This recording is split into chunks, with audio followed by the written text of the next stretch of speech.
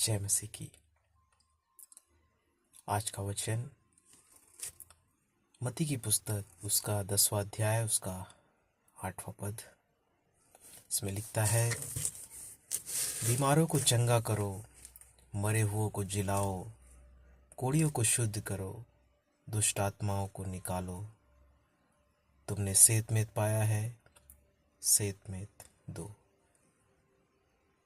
मेरे प्रियो, इस वचन को जब हम शुरू से पढ़ते हैं तो हम पाते हैं प्रभु यीशु मसीह ने अपने 12 चेलों को, जो उसके पीछे चलते थे, उनके साथ हमेशा होते थे, वो जहाँ कहीं भी जाते थे प्रचार करने, हर समय वो उनके साथ में रहते थे। उस समय बाद उनको पास में बुलाया और उन्हें कुछ अधिकारों को दिया, जैसे कि अशुद्ध आत्मा निकालना, बीमारियां निकालना, दुर्बलताओं को दूर करना। ऐसी अधिकारों को उनको दिया और उनसे कुछ बातों को कहा। वही बात यहाँ पर मत्ती की पुस्तक में लिखा हुआ है। हम देखते हैं प्रभु यीशु मसीह ने उनको 12 चेलों को आज्ञा देकर भेजा कि अन्य जातियों की ओर ना जाना।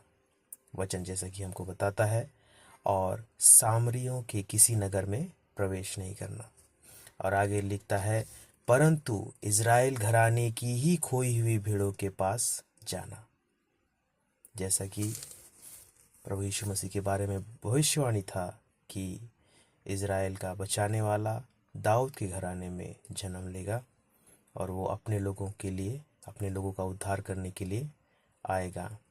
तो इसीलिए यीशु मसीह ने भी उनके चेलों को आज्ञा दिया कि परंतु इज़राइल ही की खोई हुई भेड़ों के पास जाना।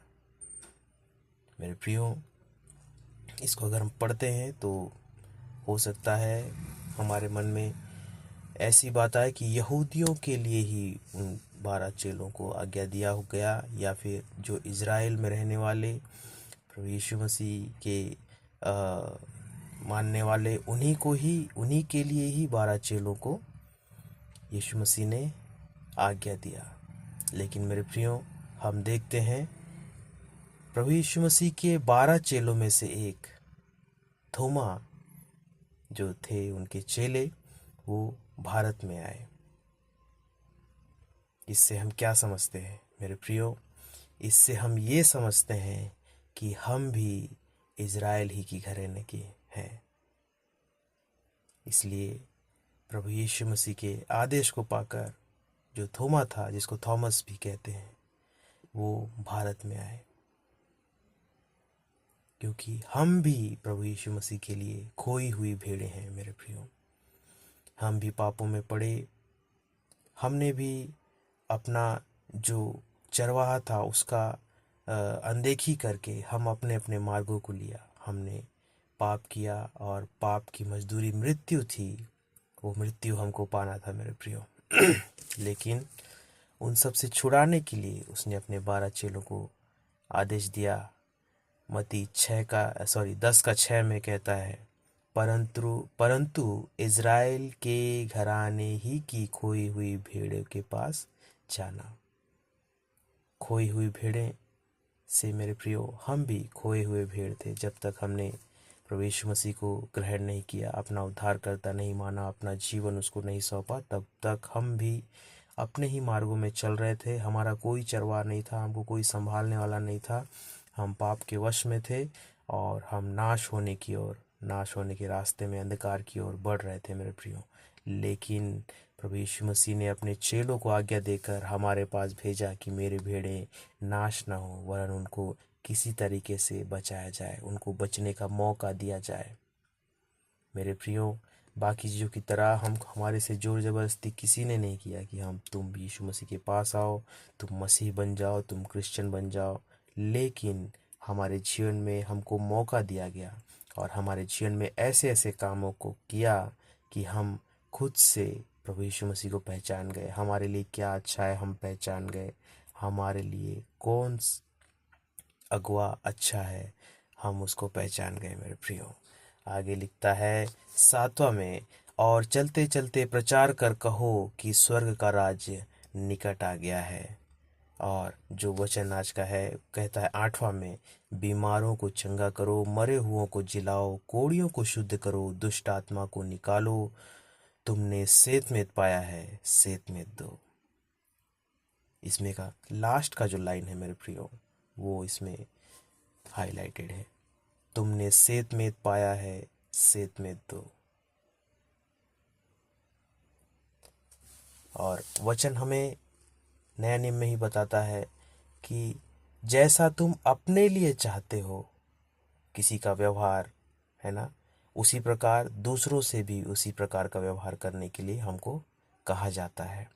उसी से हम इस जो लास्ट वाला लाइन है 8वें पद का, उसको हम जोड़ सकते हैं, तुमने सेतमेत पाया, सेतमेत दो। प्रभु यीशु मसीह कहता है, तुम्हें जिस प्रकार का अधिकार मिला, है ना, उसी प्रकार दूसरों को भी उसी प्रकार का अधिकार मिलना चाहिए। वो अधिकार कब मिलेगा? जब हम प्रभु यीशु मसीह के पास आएंगे मेरे प्रियो। 12 चेले उनके साथ में थे, उनके अनुयायी थे, है ना, और उनकी हर एक बातों में वो साथी होते थे, उनके साथ हरदम रहते थे। और प्रभु यीशु मसीह ने उनको योग्य समझा, इसीलिए उनको अधिकार दिया।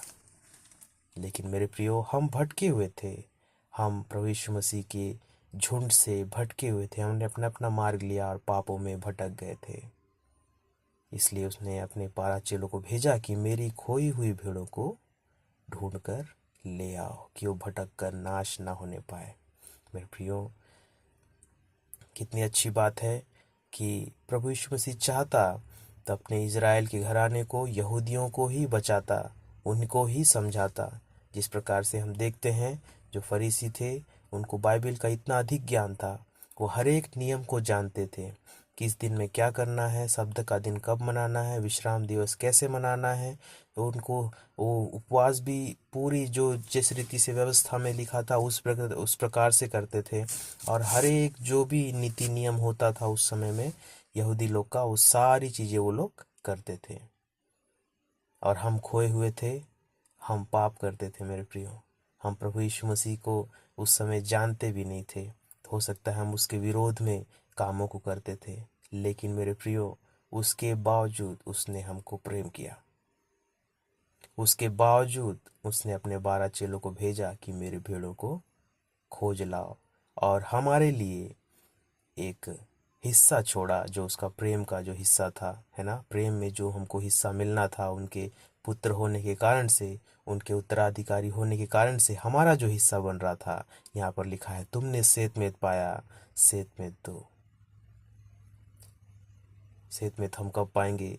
जब हम प्रभु यीशु मसीह के पास आ जाएंगे। हम उड़ाऊ पुत्र का कहानी को पढ़ते हैं मेरे प्रियो, वो अपना हिस्सा लेकर चला गया, और उसने नशा पानी जो भी गलत बातें थी उसमें उस अपना जो भी हिस्सा था उसको उड़ा दिया।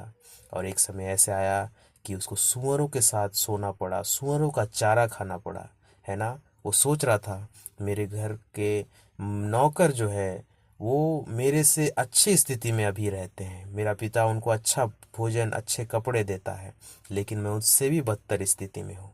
उसने अपने पाप को स्वीकारा और पश्चाताप किया, पिता की ओर बढ़ा। तो आप सभी उस कहानी को जानते हैं। जब पिता ने उसको दूर से ही आते देखा तो उसकी ओर दौड़ा और उसको गले लगा लिया। हम भी मेरे प्रियो उस उड़ाऊ पुत्र की तरह है। हम अपने जीवन में मदमस्त थे जब तक कि हमको अपने पापों का ध्यान नहीं आया, जब तक प्रभु यीशु मसीह ने हमारी ओर हाथ नहीं बढ़ाया, उसका वचन हमारे कानों में नहीं पड़ा, तब तक हमको अपने पापों के बारे में मालूम नहीं था। और जब हमने उसकी ओर अपना हाथ बढ़ाया, अपने पापों को स्वीकार किया, अपनी गलतियों को माना और अपनी निर्बलताओं को उसके ऊपर सिद्ध किया कि प्रभु मैं पापी हूँ, मुझे बचा ले, मैं दलदल में पड़ चुका हूँ, मुझे बचा ले, तब उसने हाथ बढ़ाकर हमें पकड़ लिया मेरे प्रियो। उड़ाऊ पुत्र का पिता चाहता तो दूर से देखकर खुश तो जरूर हो जाता कि मेरा बेटा आया है। वो चाहता तो वेट कर सकता था कि वो मेरे पास में आएगा, वो आ ही रहा है तो मैं थोड़ी देर और वेट कर लेता हूँ। लेकिन मेरे प्रियो, वो पिता अपने बेटे से इतना प्रेम करता था कि उसको अपने ओर आते हुए देखकर उससे भी रहा नहीं गया होगा। अपने बेटे के प्रेम में वो तो धीरे धीरे आ रहा था होगा, क्योंकि उसको कई दिनों से खाना नहीं मिला था ढंग का, वो रह नहीं रहा था, नहाना धोना कुछ नहीं, कमज़ोर हो गया था, वो धीरे चल रहा था होगा, है ना। लेकिन इसका पिता उसको देखकर उसका प्रेम उमड़ आया और वो उसकी ओर दौड़ पड़ा। और हो सकता है मेरे प्रियो, वो सूअरों के साथ रहता था, है ना, और बहुत ही तंगहाली में अपना जीवन बिता रहा था। हो सकता है उससे बदबू आता रहा हो, उसका कपड़ा साफ नहीं रहा, वो सब, है ना, कीचड़ में रहता था होगा सूअरों के साथ में, सूअरों का खाना खाने के कारण से उसके शरीर से भी बदबू आता होगा। लेकिन हम देखते हैं मेरे प्रियो, उसके पिता ने उसको आते देखकर दौड़ कर जाकर उसे गले लगा लिया। उसी प्रकार से मेरे प्रियो, हम पापों में पड़े थे, हम कीचड़ में थे, है ना, दलदल में पड़े थे पापों के, हमसे भी पाप की बदबू आती थी। लेकिन प्रभु यीशु मसीह ने हमें गले लगाया। वचन बताता है, तुम्हारे पाप चाहे लाल रंग के क्यों ना हो, उनको बर्फ के जैसा सफेद, उससे भी अधिक सफेद बनाने वाला हमारा परमेश्वर है। मेरे प्रियो, देखते हैं हमारा जीवन प्रभु यीशु मसीह ने बहुत अच्छी तरीके से और बहुत बेहतरी से रखा है। मेरे प्रियो, हम उसकी आराधना उपासना कर सकते हैं, हम उसको पुकार सकते हैं, अपनी ज़रूरतें उसको बता सकते हैं, और हम अपने मुख से उसकी स्तुति कर सकते हैं। ये सब अधिकार हमको दिया है। मेरे प्रियो, जिस प्रकार से हमने 10वां जो अध्याय है उसको पढ़ा, अपने चेलों को बुलाकर उसने अधिकार दिया और कहा, मेरी खोई हुई भेड़ों के पास जाना। यानी कि हमको वो योग्य समझता है, वो चाहता है कि मैंने जिनको प्रेम किया वो मेरी बातों को समझें और मेरे पास लौट आए। और जब हम उसके पास जाएंगे तो मेरे प्रियो, हमको भी इन 12 चेलों के तरीके से अधिकार मिलेगा। और प्रभु यीशु हमसे भी कहेगा, बीमारों को चंगा करो, मरे हुओं को जिलाओ, कोढ़ियों को शुद्ध करो, और आखिरी में कहेगा, तुमने सेतमेत पाया है, सेतमेत दो। मेरे प्रियो, हमको परमेश्वर के पास जाकर क्षमा पाकर केवल इतना ही हमारा काम नहीं है। उसमें आगे लिखता है, तुमने सेतमेत पाया, सेतमेत दो। जिस प्रकार से हम जब जाते हैं परमेश्वर के पास अपने गुनाहों को मानकर उसका पश्चाताप करते हुए, हमको अधिकार मिलता है, तो हमको आगे भी उस चीज़ को बढ़ाना है। वो चीज़ बढ़ाने का हमारा काम अलग अलग हो सकता है। इस प्रकार से पिछले बार में हमने बात किया कि वो कलीसिया का कोई भी काम हो सकता है, प्रचार करने से लेकर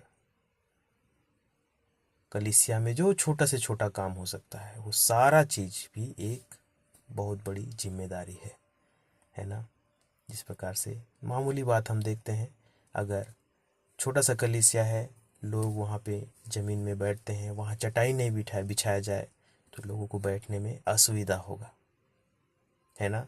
और जिस आदमी का वो दायित्व है कि चटाई बिछाने का, अगर वो नहीं बिछाए तो उसके कारण से जो वहाँ पर बैठने वाले थे उनको ठेस पहुँचा।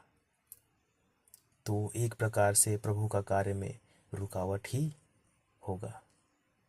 तो मेरे प्रियो, वो चटाई बिछाना भी एक महत्वपूर्ण कार्य है।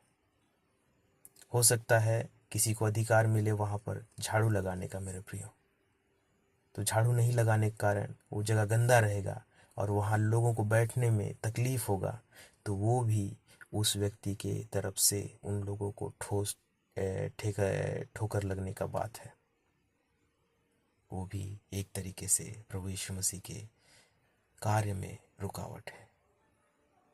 हमारे झाड़ू ना लगाने की वजह से परमेश्वर के जो जन हैं, परमेश्वर के प्रिय लोग हैं, उससे बात नहीं कर पा रहे हैं, उससे संगति नहीं कर पा रहे हैं, उसकी उपस्थिति में नहीं बैठ पा रहे हैं। इसीलिए मेरे प्रियो, जब हम उसके पास जाते हैं वो हमको अधिकार देता है कुछ चीज़ों की बातों का प्रकटीकरण हमारे ऊपर करता है, चाहे वो प्रचार हो, चाहे जो भी हो, छोटा से छोटा बात हो, पानी पिलाने का क्यों ना हो, है ना। जिस प्रकार से उसने चेलों को अधिकार दिया, वो आज हमें भी अधिकार देना चाहता है मेरे प्रियो। हमें केवल ज़रूरत है उसकी बातों को सुनना, समझना और उस पर चलना। अगर हम इतना ही छोटा सा बात करेंगे, हमको जो कुछ एकदम अपना कलेजा निकाल के कहीं पे नहीं रखना है, हमको एकदम बहुत बड़ा भारी काम नहीं करना है, हमको सिर्फ प्रभु यीशु मसीह का आवाज़ सुनना है बस। उसके अलावा हमसे वो कुछ और नहीं चाहता। वचन में लिखता है, मेरी भेड़ें मेरा शब्द सुनती हैं, है ना। और प्रभु यीशु मसीह की भेड़ें उसकी आवाज़ को पहचानती हैं। मेरे प्रियो, जब जानवर अपना चरवाहा को पहचानता है तो हम तो इंसान हैं, हमें परमेश्वर ने सबसे अच्छी बुद्धि दिया है, सबसे श्रेष्ठ बुद्धि दिया है। उस बुद्धि के कारण से हमको परमेश्वर की बातों को सुनने के लिए कोशिश करना है। हाँ, ये बात है मेरे प्रियो, हम अपने बल से कुछ नहीं कर सकते, लेकिन बल देने वाला भी हमारा परमेश्वर है। हमको बल मांगना है। और वचन बताता है, तुम में से किसी को घटी हो, बुद्धि की घटी हो तो वो मांगे, परमेश्वर जरूर देगा। परमेश्वर किसी चीज़ से इनकार नहीं करेगा। जब वो हमारे लाभ के लिए है तो हम वो किसी चीज़ के लिए इनकार नहीं करेगा। मेरे प्रियो, इस वचन से हमको यही सीखने का मिलता है कि हम प्रभु यीशु मसीह के साथ में रहें। वो हमको अधिकार देगा। अधिकार पाकर जितने लोग बाकी हैं, हमको उनके पास जाना है। हो सकता है बड़ा काम ना मिले, छोटा ही काम मिले, उस छोटे काम को लेके भी हमको जाना है। हो सकता है मूसा की जितना बड़ा काम ना मिले, लेकिन हमको करना है। इस वचन से आप सभी को आशीष मिले। इस वचन को आप अपने दिल में मनन करते रहिए, है ना। हो सकता है इसी वचन से प्रभु यीशु मसीह यहोवा परमेश्वर आपसे बात करे। इस वचन को मनन करें, अपने जीवन में लागू करें। इस वचन से आप सभी को आशीष मिले। जय मसीह की।